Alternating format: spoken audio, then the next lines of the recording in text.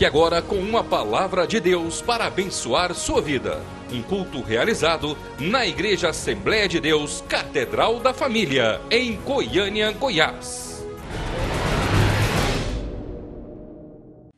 Senhor, nós colocamos a Selene na Tua presença e Te pedimos, ó Deus, que o Senhor realmente fale conosco através da vida dela. Guarda, Senhor, a Tua família, a Tua casa, tudo que o Senhor tem colocado nas Suas mãos. Enche ela agora com o Teu Santo Espírito, com a autoridade, com a unção nova do Senhor. Nós declaramos ela abençoada, em nome de Jesus. Amém e amém. Eu saúdo a igreja com a paz do Senhor. Vou falar sobre, então, como eu falei, como eu coloquei ali, hoje não é uma pregação e nem um estudo. Eu chamo a igreja hoje para reflexão e um alerta. É um alerta muito sério. Nós vamos falar sobre secularismo, que é o amor ao presente século. Amor ao mundo. Nós vamos falar sobre isso, amor ao mundo. Então, a palavra século, ela tem esse significado também, não apenas século, como a gente conhece, mas também o significado de mundo, de vida terrena. Então, nós vamos falar hoje sobre o amor ao mundo, à vida terrena. Então, a palavra século em grego tem duas palavras, a palavra cosmos e a palavra aion. Então, a gente encontra cosmos, por exemplo, nessas passagens aí, por exemplo, ali, ó, o mundo jaz no maligno, mundo ali, na Bíblia, em grego, está como cosmos. E Romanos 12, que fala, não vos conformeis com este século. Então, nesse caso, século é aion em grego. Então, essas passagens todas que eu citei e muitas outras, elas servem para nos alertar para o que é eterno, para a gente dar valor no que é eterno, no que verdadeiramente importa para Deus, tá? Em detrimento das coisas do mundo, que logo acabam. Então, eu queria que vocês raciocinassem comigo. O princípio do tiragosto. O tiragosto, para que serve o tiragosto? Serve para duas coisas. Quando você vai em algum lugar e serve um tiragosto, pode ser por dois motivos. Ou porque a comida vai demorar e as pessoas da casa, a dona da casa, fica com pena dos convidados e resolve servir um tiragosto para a pessoa não morrer de fome. Ou então, que é o objetivo que eu estou querendo falar aqui, o tiragosto serve para nos distrair quando a refeição principal é muito cara. Então, se você vai servir uma coisa cara, lagosta, uma coisa muito cara, então costuma-se encher a barriga dos convidados para que quando chegar a hora ninguém avance e coma tudo e a pessoa passe vergonha. Então, do ponto de vista espiritual, o diabo também tem formas de nos tirar a atenção da refeição principal. E o mundo é essa forma que o diabo usa de nos tirar do que Deus tem para nós. Então, esse é o que eu queria mostrar. Quem é esse aí que trocou a missão principal dele por um tiragosto? Esaú. Então, Esaú trocou seu direito de primogenitura por um pratinho de tiragosto, porque ele resolveu matar a fome naquela hora. Resolveu o problema na hora, e ele esqueceu o que tinha de mais grandioso que Deus tinha para ele. O diabo também tentou fazer o princípio do tiragosto com o próprio Jesus no deserto. Depois de tantos dias de jejum, o diabo veio oferecer uma solução muito fácil. Então o diabo falou assim, você não é filho de Deus? Então, transforma logo pedra em pão, resolve o seu problema do momento. Esquece o que você veio, para que você veio, resolve o seu problema aqui com uma comidinha, que é pão. Então, tem muito cristão fazendo isso, distraído com tiragosto e abandonando o prato principal. Então, é sobre isso que nós vamos fazer, essa distração, que é o mundo e as coisas do mundo, nos tirando a atenção do nosso prato principal. Esse aqui é o grande desafio de um cristão de hoje, vencer esses 3 obstáculos. O primeiro obstáculo, pular o amor ao mundo, quer dizer, o secularismo. o amor ao próprio umbigo, o amor a si mesmo, e o terceiro obstáculo, a falta de amor. Então, eu me propus a falar para vocês sobre amor ao mundo, mas eu também vou falar misturado, tudo misturado, o amor ao mundo, a falta de amor pelas pessoas e o amor a si próprio, porque uma coisa está ligada à outra. Então, o secularismo, resumindo, é isso, o amor pelas coisas do mundo em detrimento das coisas espirituais. E o amor por si próprio, eu não preciso nem falar, né? É o eu, tudo para mim, para mim, para mim. O homem moderno, o homem mundano, ele pensa assim. Ele não quer saber a verdade. Então, o homem mundano, ele não quer saber. Não me diga quão perdido estou. O que ele quer? Ele quer ouvir apenas que ele vai ser poderoso, famoso e que não vai ter problemas nessa vida. Então, as igrejas que pregam o poder, a fama e as riquezas, elas estão lotadas. Certo? Aí nós vamos lá para 2 Timóteo, capítulo 4, que fala o seguinte: pois haverá tempo em que não suportarão a sã doutrina.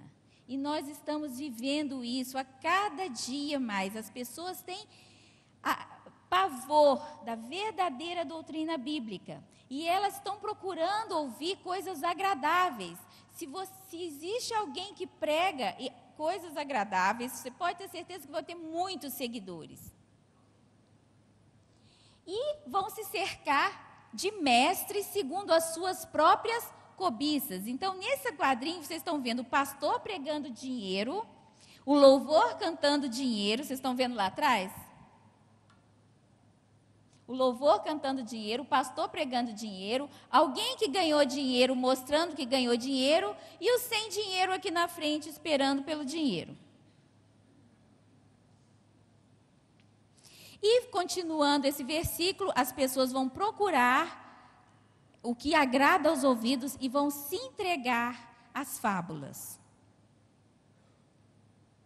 Aqui está...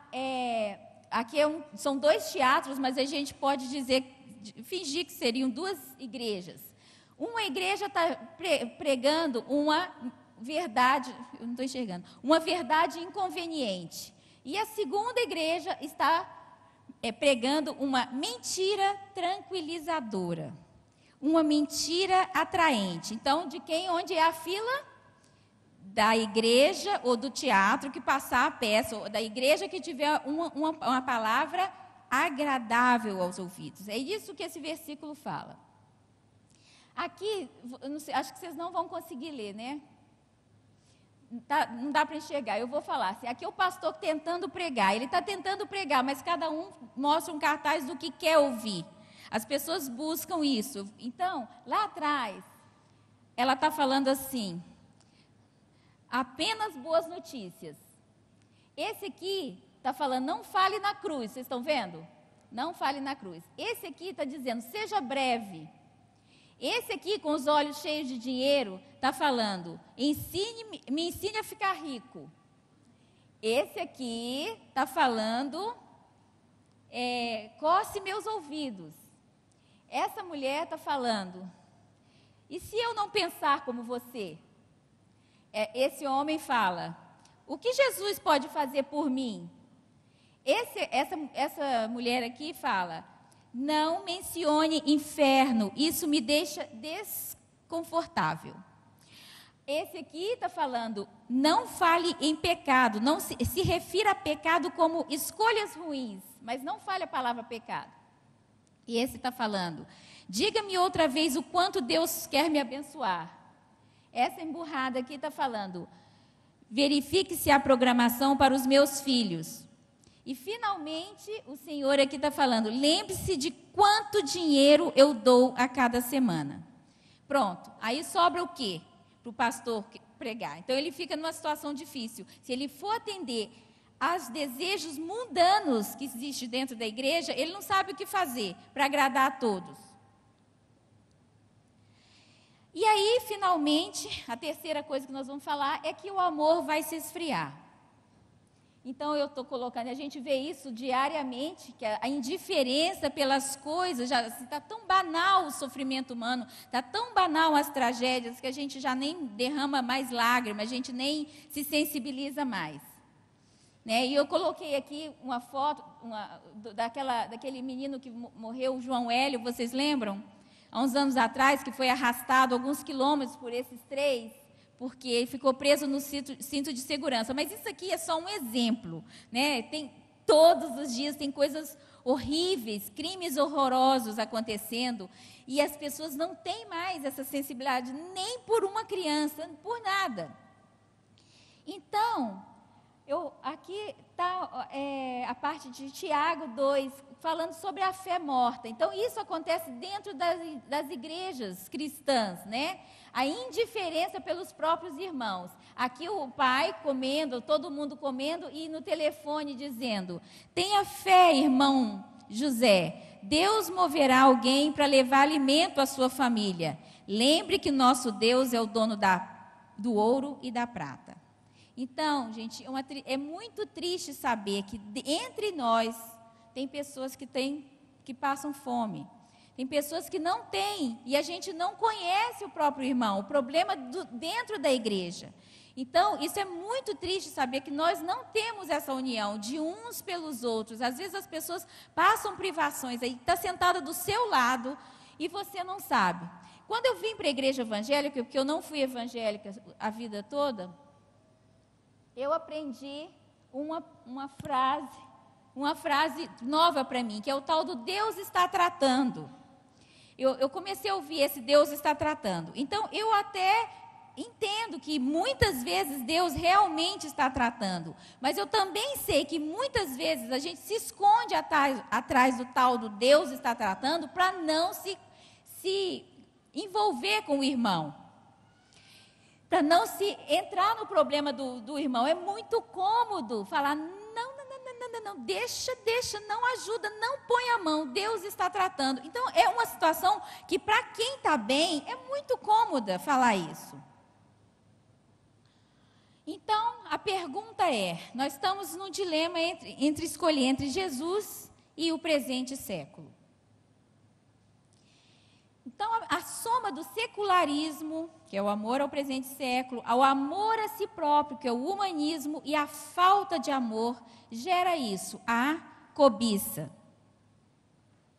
Então, a gente tenta, pior é isso, a gente tenta justificar a cobiça catando versículos na Bíblia. Então, a gente pega a Bíblia, cata pedaços, versículos, às vezes tira do contexto para justificar que a gente realmente deve levar uma vida para ganhar e juntar e acumular e enriquecer e comprar e dominar e ter cada vez mais. A gente consegue justificar com alguns versículos. E aqui é o exemplo típico, a gente acredita que riqueza é um sinônimo de vida com Deus, e nunca, em tempo algum, se pregou tanto isso, que aqui está o exemplo de um homem de Deus, e aqui do lado, às vezes frequentando a mesma igreja, um homem que não vive com Deus, ou Deus não se agradou dele. E isso faz com que muitos cristãos se decepcionem, muitos cristãos saem da igreja cristã por causa disso aqui, ó.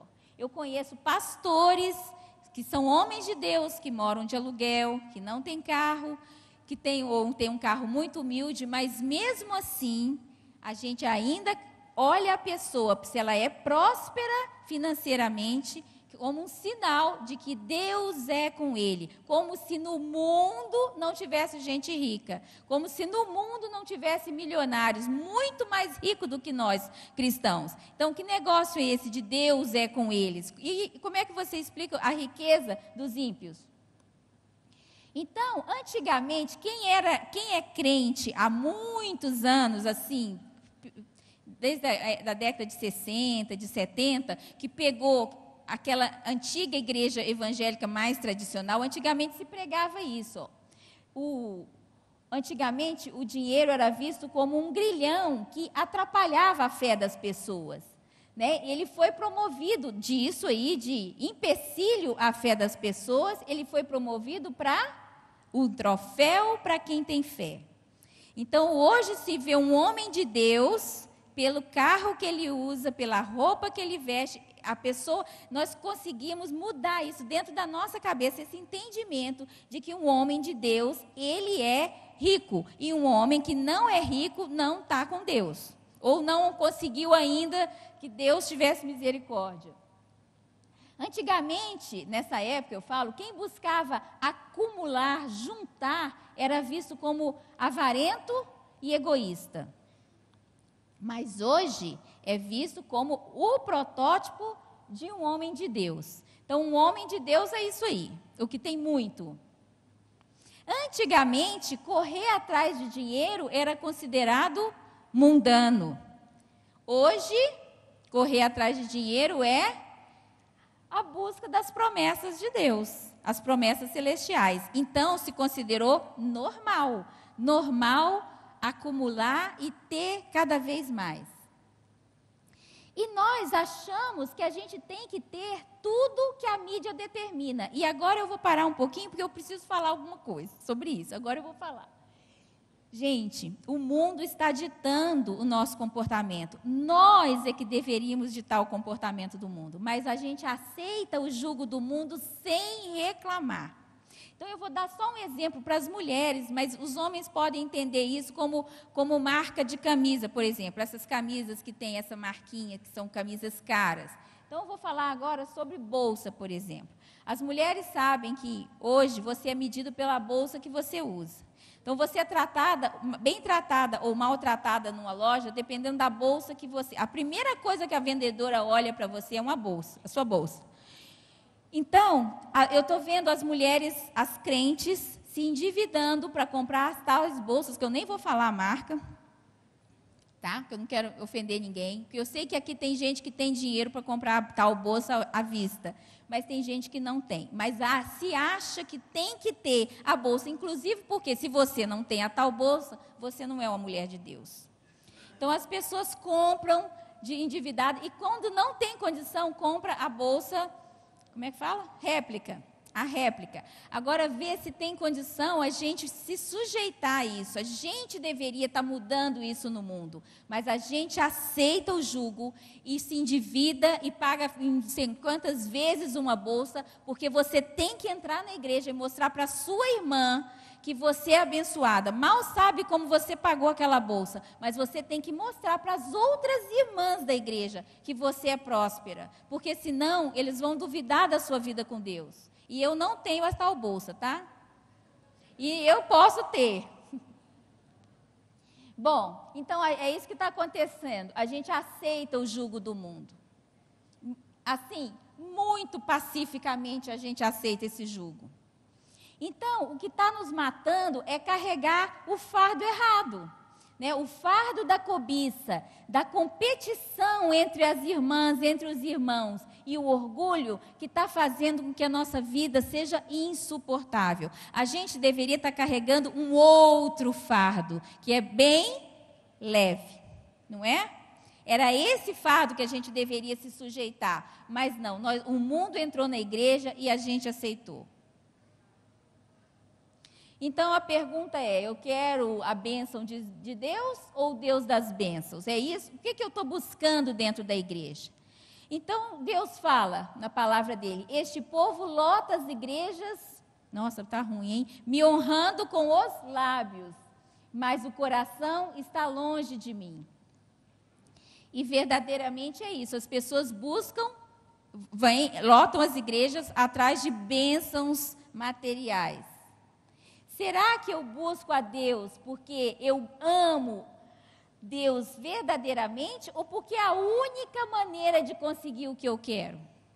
Então, eu tenho uma ideia na vida e eu quero realizar essa ideia. Não interessa se esse é o propósito de Deus para mim, não interessa se eu estou nos caminhos que Deus traçou para mim.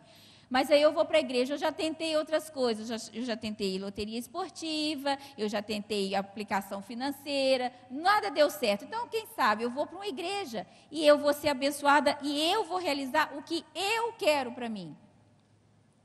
Sabe aquela música? Peraí, vocês lembram dessa música? Aquela que a gente canta aqui, né? Sim, eu amo a mensagem da cruz. Todo mundo lembra dessa, né? Acho que quase. Aí eu pergunto para vocês, que mensagem é essa que a gente canta tão lindo, né? E fecha os olhos e fala, eu amo a mensagem da cruz. Que mensagem é essa que eu digo que eu amo?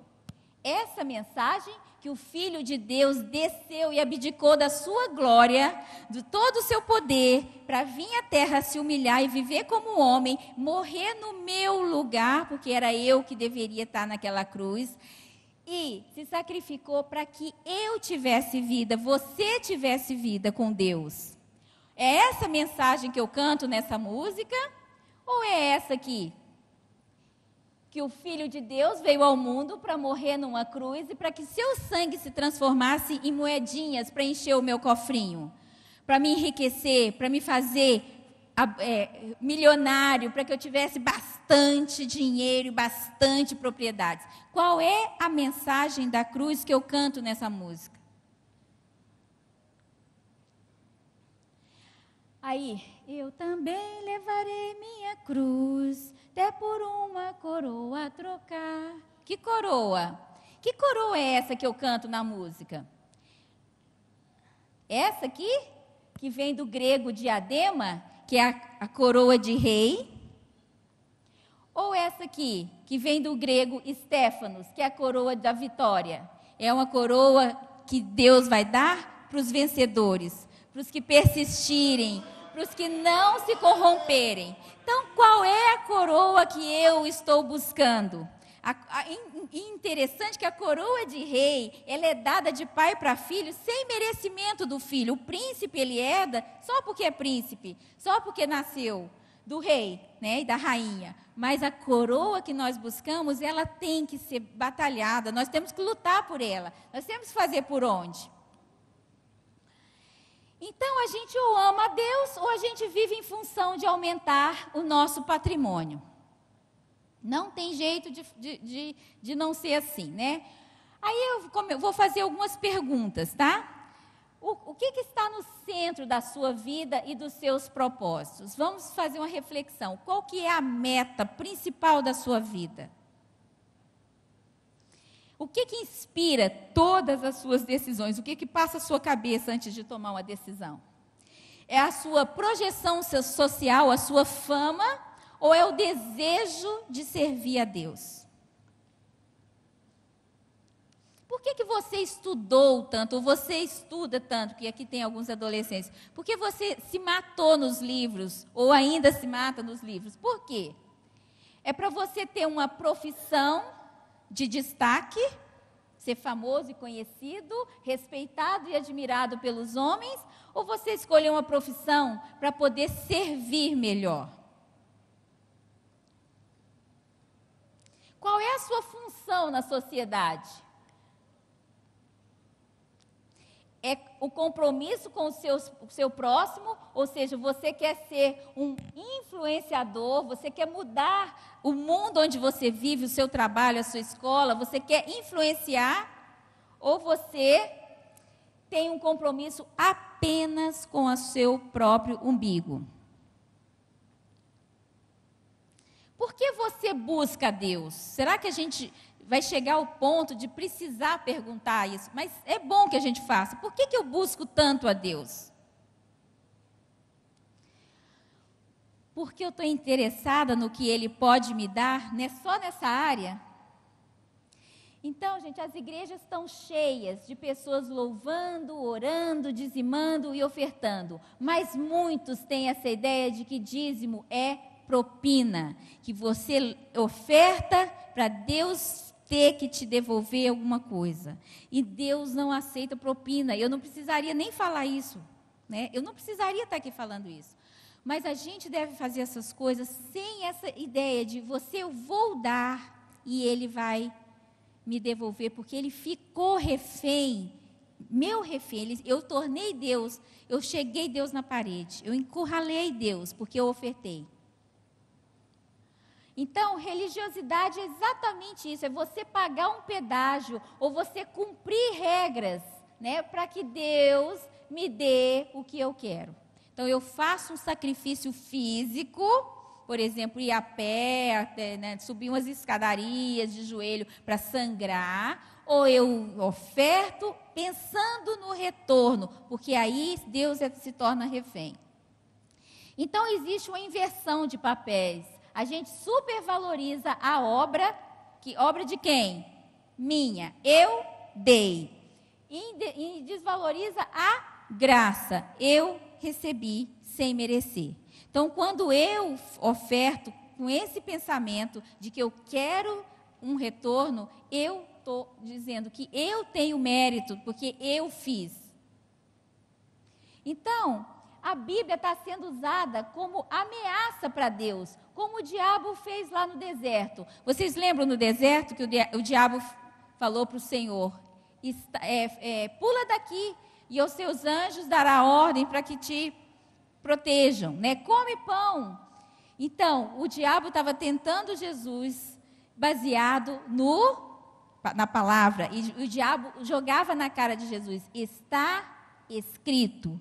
E o pior é que nós muitas vezes estamos fazendo isso com Jesus, com Deus. Olha aqui, ó Senhor, está escrito. Aqui, ó, está escrito. Viu? Eu ofertei, agora você me dá.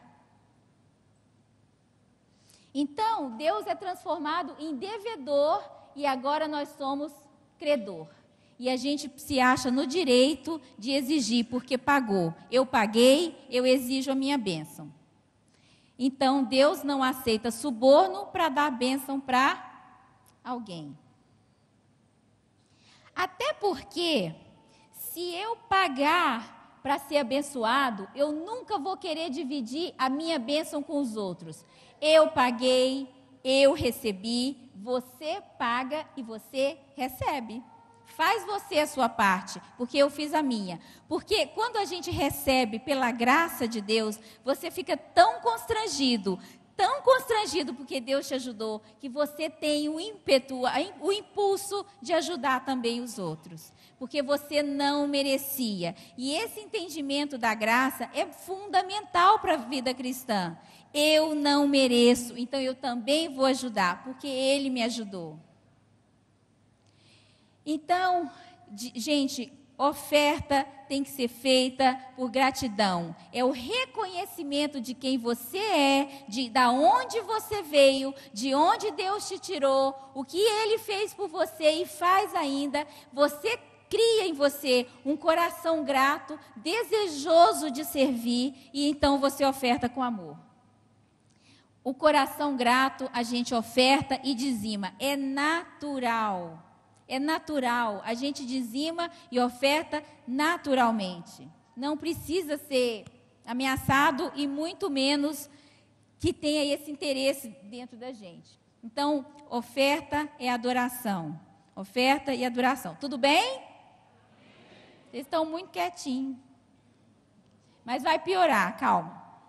Então, não é suficiente ocuparmos o nosso tempo acumulando riquezas. A gente não se satisfaz só com isso, não. Tem coisa pior. A gente ainda quer que Deus ocupe o tempo dele com isso. Então, a gente põe uma meta de grande abastança na vida, de muitos bens e muitas propriedades, e você quer que Deus entre no seu barco com você e se comprometa com isso. Mas eu gostaria de lembrar a igreja que a prioridade de Deus é outra. A prioridade de Deus é gente. Tá? A prioridade de Deus é gente. Não é enriquecer gente. A prioridade de Deus é salvar gente. Amém, Senhor. Amém.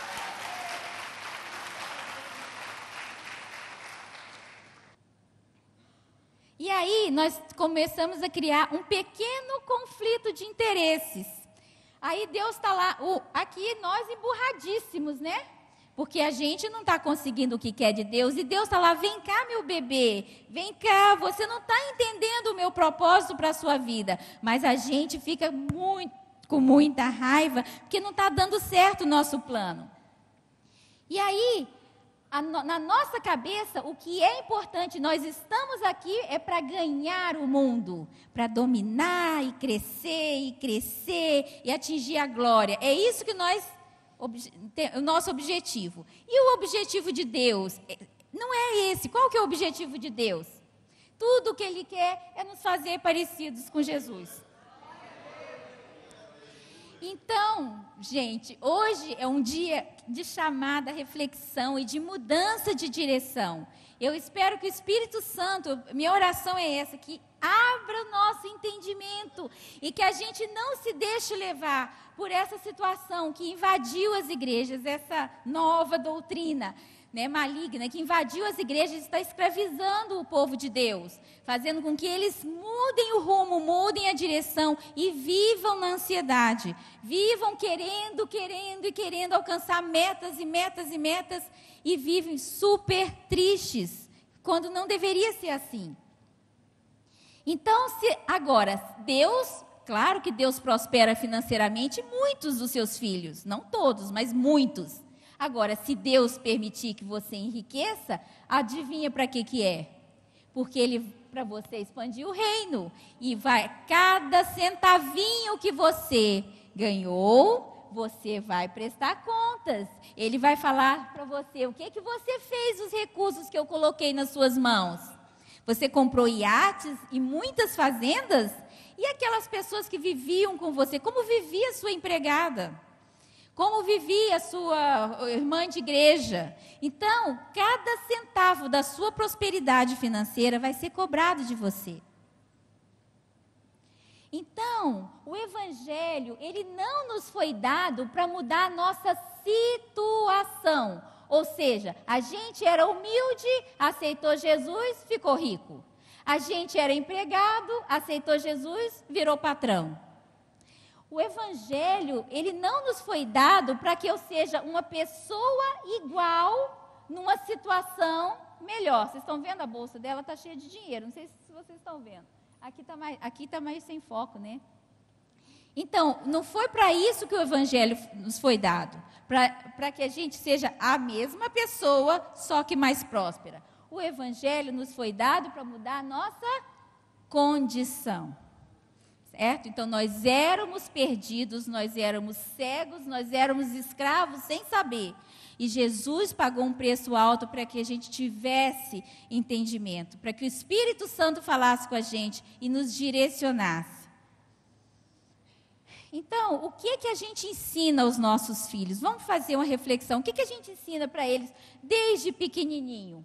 A juntar dinheiro. O seu bebê é um expert em aplicações financeiras ou a dar dinheiro? Né? Quantos filhos aqui, quantas crianças aqui são ensinadas a ofertar? De vez em quando eu vejo as crianças ofertando, que é coisa muito linda, uma criança aprendendo a ofertar. Então, nós estamos aqui nessa situação, né, de servir a dois senhores, e o Senhor disse, Jesus disse, não tem jeito de servir a dois senhores. Você tem que optar por um. É impossível servir a Jesus e continuar a viver em função dos seus interesses, da sua conta bancária, dos seus bens e da sua fortuna. E eu pergunto novamente, nós estamos no dilema entre seguir Jesus e seguir o presente século. Aqui nós temos as duas estradas, a estrada do mundo, que é larga, né, e cheia de coisas que atraem, né, muito dinheiro, bebida e prazeres, e a estrada estreita, muito estreita. E a gente ainda tem muito cristão nas igrejas que estão nesse dilema. Deixar de seguir Jesus é uma opção de muitos deixam de seguir. Então, muitos dos nossos irmãos deixam de seguir esse caminho para seguir o caminho mais largo e atraente. Mas quando eu falo deixar de seguir Jesus, não é deixar de vir à igreja, não. Porque tem muita gente que lota as igrejas atrás dos milagres e dos benefícios de Jesus. Então, as igrejas muitas vezes estão lotadas buscando milagres, maravilhas e benefícios. Então, muitos pensam isso, né? Que vantagens Jesus Cristo pode me oferecer? Será que compensa? Eu acho que eu vou lá. Eu acho que Ele pode realmente fazer alguma coisa grandiosa por mim, como são os meus planos. E isso aconteceu também quando Jesus multiplicou os pães. Então, Ele multiplicou os pães, Ele alimentou todas aqueles milhares de pessoas, né? E depois disso, o que aconteceu? Vocês lembram? Muita gente foi atrás dele, seguia ele querendo comer pão. Não pela pessoa dele, não pelo que ele tinha a ensinar, não atrás de sua doutrina, mas atrás de pão. Então, quando as igrejas estão lotadas, verdadeiramente muitos estão aqui buscando pão. Então, a promessa de dinheiro lota as igrejas. Muitas igrejas estão cheias por isso. Aí eu pergunto, quem é esse? Judas, né? Quantos de nós trocaríamos Jesus por dinheiro? Aí você pode estar falando, nossa, misericórdia, eu jamais faria isso. Imagina, Jesus, nunca trocaria Jesus por dinheiro nenhum. Pode ser que a gente não troque mesmo. A gente não troque Jesus por 30 moedas. Aí eu pergunto, e por 30 milhões de dólares? 60 milhões de reais na sua mão. Será que você viria no próximo culto para contar, para testemunhar? Talvez você viesse nos mais 2 ou 3 para mostrar o seu carrão, a casa que você comprou, mostrar para os irmãos. Mas aí, com o passar do tempo, eram novas amizades, um novo mundo ia se abrir para você. Quantos de nós deixaríamos Jesus se ganhássemos muito dinheiro? Hoje em dia se fala muito em batalha espiritual. Está na última moda falar em batalha espiritual. Então eu pergunto, o que é batalha espiritual? O que na cabeça de vocês entendem como batalha espiritual? Batalha espiritual é ir para dar soco em capeta? É ir para a luta com demônios? É ir frente a frente com o demônio? Ou batalha espiritual é vencer a mentalidade que os demônios colocam dentro do nosso entendimento?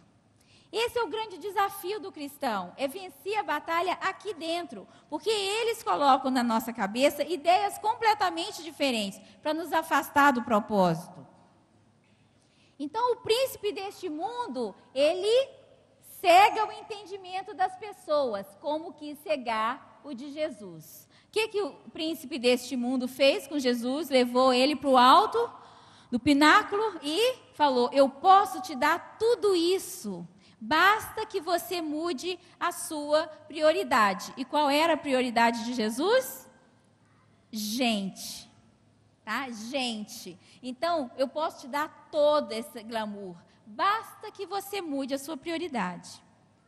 Ele fez com o Filho de Deus. Imagina se não faz com a gente. Então, em todo lugar, Satanás está passeando e falando, olha o reino é meu, o mundo me pertence, e eu darei a você se você prostrado me adorar. Então, ele está oferecendo o mundo para todos nós, e muitos de nós não percebemos isso. Você vai deixar o diabo cegar o seu entendimento? Batalha espiritual verdadeiramente é amarrar demônios ou é desamarrar a nossa mente? Eu acho que vocês não estão vendo aqui, é um cérebro acorrentado, tá? Acho que não dá para ver direito. Então, batalha espiritual é isso, é brigar com o demônio ou é desamarrar a nossa mente? Gente, a nossa luta é contra principados da cultura de hoje e dos valores de hoje que estão impregnando o nosso entendimento. Essa é a nossa luta, é isso que nós devemos vencer.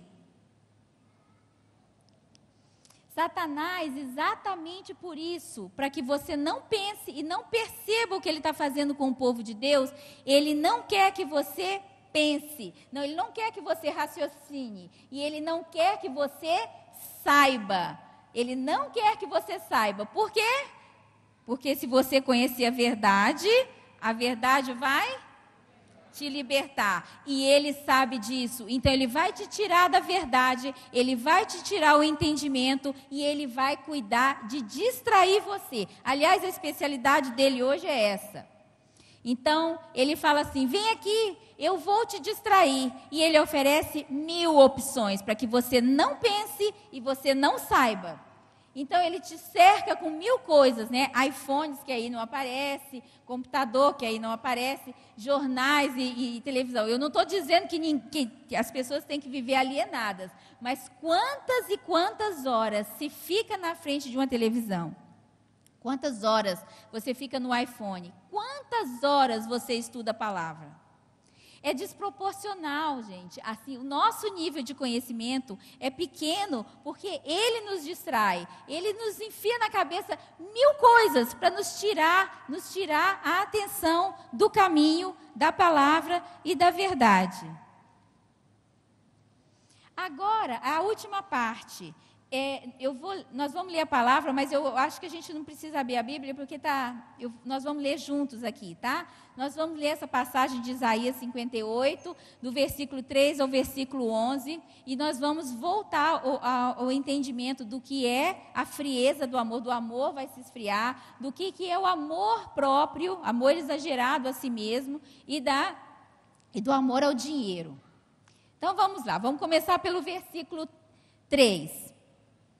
O povo de Israel estava bravo lá com Deus, porque eles eram muito religiosos, né? Os israelitas eram religiosos, aparentemente faziam as coisas muito certinhas, mas Deus não estava respondendo ao clamor deles. Então eles falam assim, por que nós jejuamos nós, e tu não atentas para isso? Por que afligimos a nossa alma e tu não o levas em conta?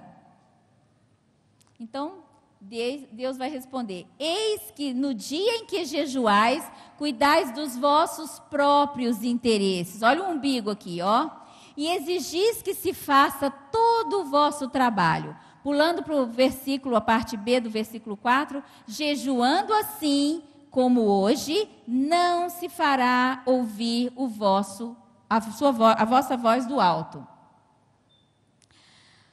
Aí, continuando, porventura, não é este o jejum que escolhi, que soltes as ligaduras da impiedade, que desfaças as ataduras da servidão, deixais livre os oprimidos e despedaces todo jugo?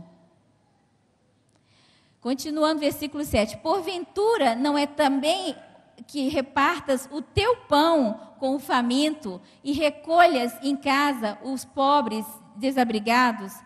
E se vires o nu, o cubras, e não te escondas do teu semelhante? Aí Deus fala assim, então, né, se vocês fizerem tudo isso, romperá a tua luz como a alva, a tua cura brotará sem demora. Quem sabe a cura que você procura não chega, até por conta disso? A tua justiça irá diante de ti, e a glória do Senhor será a tua retaguarda. Versículo 9.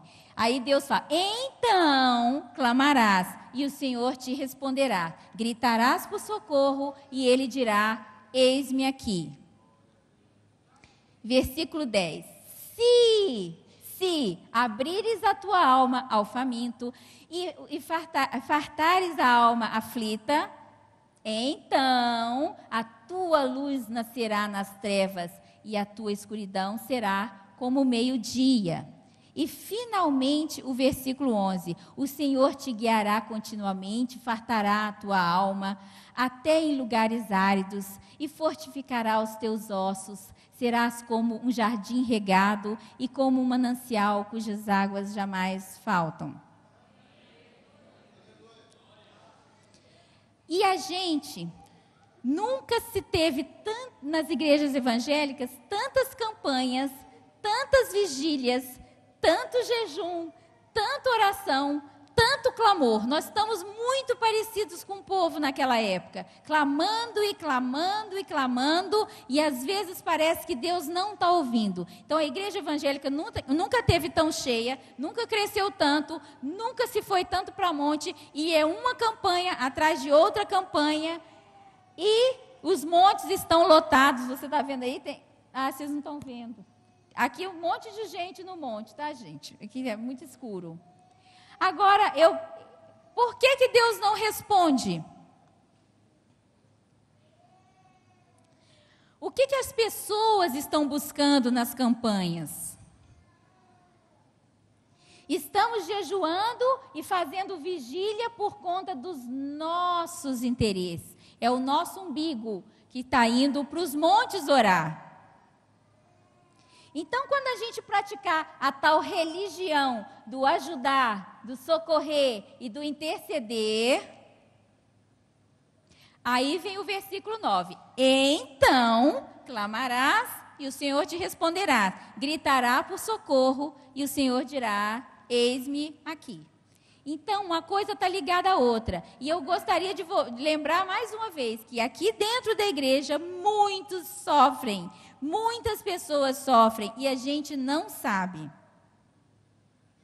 E a gente lê todos esses versículos, mas nós temos um dom maravilhoso, que é mutilar a palavra de Deus quando é do nosso interesse. Então a gente pega uma tesourinha mental e corta tudo que não interessa. E a gente gosta de ouvir só o que interessa. Então nós vamos lá nessa passagem de Isaías e cortamos toda aquela parte desagradável.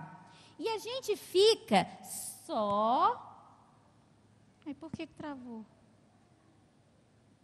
A gente fica só com o versículo 11, tá?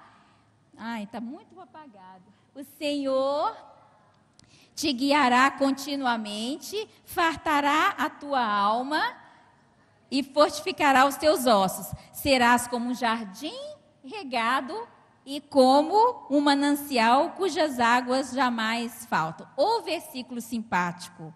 Que delícia! Você já pensou? A alma farta, os ossos fortes, muita fartura e ser um jardim regado. Aí sabe o que a gente faz? A gente corta todo esse pedaço da Bíblia, pega esse último versículo, toma posse desse versículo, aí nós vamos orar. Aí eu vou mostrar para vocês como nós oramos.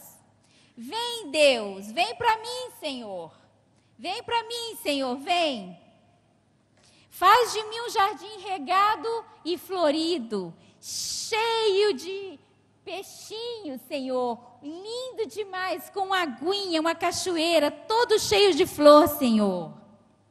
Senhor, um jardim bem cercado, tá? Para ninguém pisar na minha grama, Senhor. E para ninguém roubar nem uma florzinha do meu jardim, Senhor. E a gente ainda fala assim, com essa cara de nojo. E proteja-me, Senhor, de tanta gente faminta que quer pular a cerca e estragar as minhas florzinhas.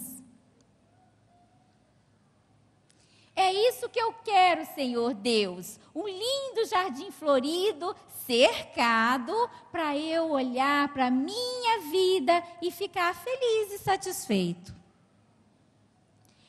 Aí eu pergunto, o que nós estamos fazendo com a palavra de Deus? A gente está transformando o evangelho em eu-evangelho. Uma página você lê eu, uma página você lê meu. Ou é eu ou é meu, ou é eu ou é meu.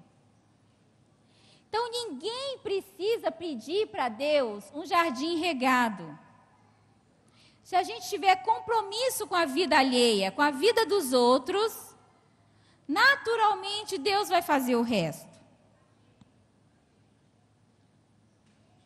Então a gente deveria orar, era diferente, falar, Senhor, manda os famintos, manda pessoas para eu ajudar, Senhor. Coloca na minha vida problemas, Senhor, muita batata quente, eu quero ser útil. E aqui eu quero dar o exemplo da Madre Teresa de Calcutá. uma freira católica que viveu a vida na Índia, ajudando todo tipo de gente problema, de batata quente. Então, ela só ajudava o que ninguém queria ajudar. Então, as crianças, os velhinhos, os desabrigados, né, os desassistidos. E uma vez perguntaram para ela por que ela fazia isso, por que ela dedicou a vida dela a ajudar tantas pessoas tão pobres, e ela disse que ela tinha no coração a impressão de que disfarçado ali, atrás de uma dessas crianças, ou de um doente daqueles, podia ser Jesus disfarçado. Ela fazia isso como se ela fizesse para Jesus, porque ela pensava que possivelmente Jesus poderia ter um disfarce assim. Então, todos nós temos, não vou dizer que todos nós, mas muitos de nós gostaríamos que Jesus batesse na nossa porta. Seria muito bom se você, plim-plom, né? E você abrisse a porta e tchan, desce de cara com Jesus. Já pensou que coisa? Jesus chegando na sua porta, com muita trombeta, a rua toda iluminada pela glória dele, anjos para tudo que é lado, e você fala, Jesus, entra! Seja bem-vindo, Jesus.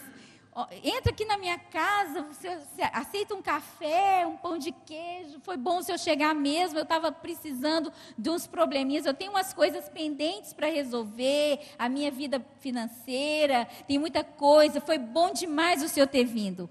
Então, a gente pensa de encontrar Jesus assim. Mas e se Jesus chegasse na nossa porta assim?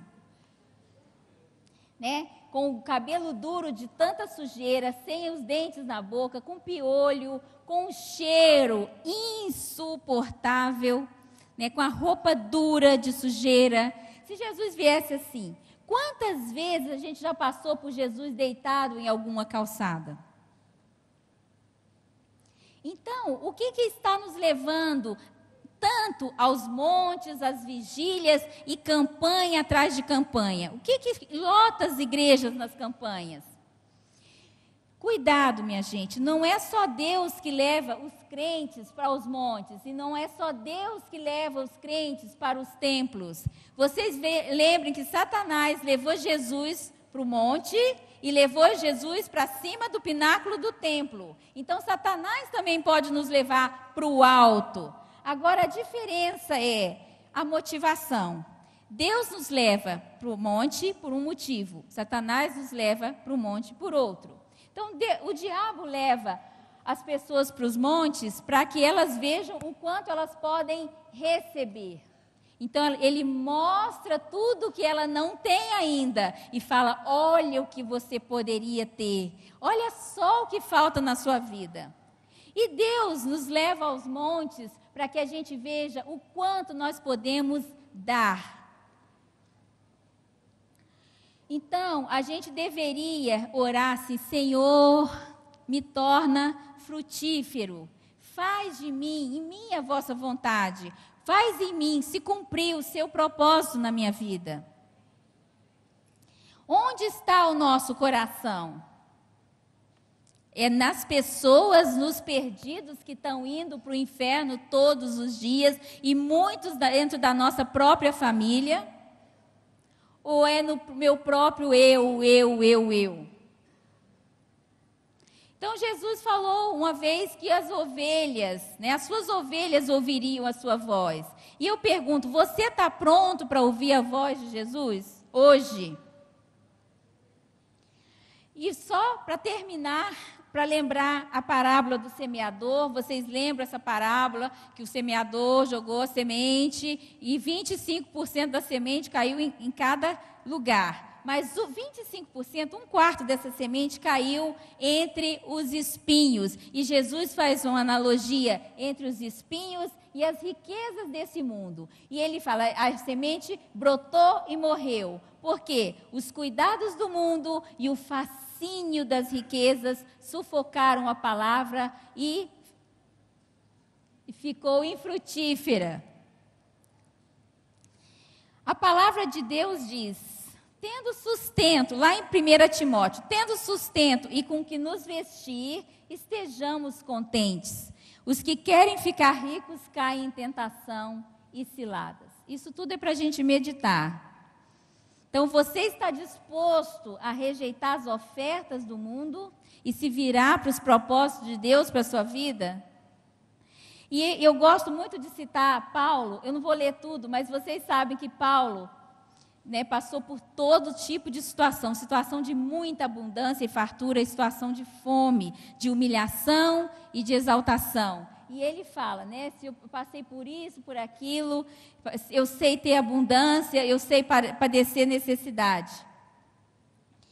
E também em Filipenses, Paulo escreve, muitos andam entre nós que são inimigos da cruz de Cristo. E o destino deles é a perdição, o Deus deles é o próprio umbigo. E a glória deles está na sua infâmia, visto que só se preocupam com as coisas terrenas. Isso aqui é secularismo, né? Pois a nossa pátria está nos céus. A gente não deve esquecer nunca isso. A nossa pátria está nos céus. Então, vamos orar todos juntos, vamos clamar a misericórdia de Deus. Eu queria convidar vocês para ler junto comigo. Tá, vamos lá? Senhor, livra-nos do engano, abre os nossos olhos para enxergarmos a verdade simples do Evangelho. Abre o nosso entendimento para que a nossa mente seja transformada e liberta da cobiça. Queremos aprender a amar. Em nome de Jesus. Amém. Participe da programação da Igreja Catedral da Família. De segunda a sexta-feira, às 6:30 da manhã, Oração de Davi. Segunda, a partir das 14h30, Manancial Feminino, onde mulheres são restauradas e abençoadas por Deus. Segunda, a partir das 19h30, venha estudar Teologia com IBCAF, Instituto Bíblico da Catedral da Família. Terça-feira, às 19h30, venha ser um intercessor na Escola de Intercessão. Quarta-feira, às 19h30, culto de ensino da Palavra de Deus. Quinta-feira, às 20h, reunião dos adolescentes, Geração Daniel. Sábado, muito louvor e adoração com a juventude animada da Igreja Catedral da Família. Sábado, às 20h, projeto Recomeçar. E domingo, às 9h da manhã, participe com sua família da Escola Bíblica Dominical. E domingo, às 18h, grande culto de celebração a Deus.